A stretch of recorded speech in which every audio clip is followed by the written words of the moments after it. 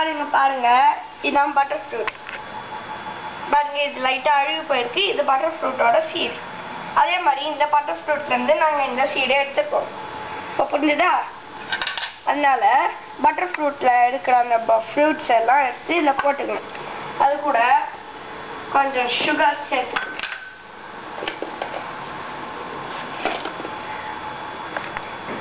எவ்வளவு வேணாலும் போட்டுக்கலாம், உங்க இஷ்டம் தான்.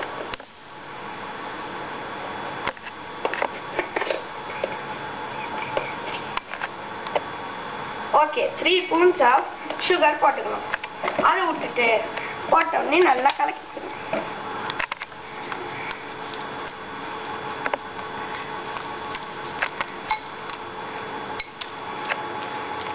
கலக்கி விட்டோமா? கலக்கி விட்டோடனே இதை நல்லா குத்தணும். நல்லா ஐஸ்கிரீம் ஆட்டம் ஆகணும்.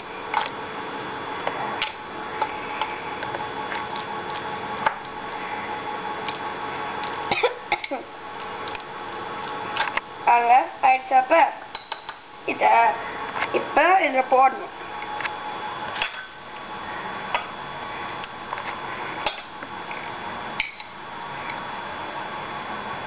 போட்டாச்சா?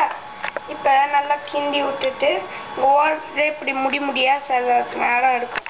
அதான் பத்திரமா எடுக்கணும். இல்லை நீங்க சாப்பிடும் போது கூட எடுத்துக்கலாம். பாத்தீங்கன்னா சுவையான பட்டர் ஃப்ரூட் சுகர் ரெடி. இதை நீங்க வீட்டுல கூட செஞ்சு பார்க்கலாம். ரொம்ப ஈஸி, ரொம்ப கஷ்டமும் இல்லை.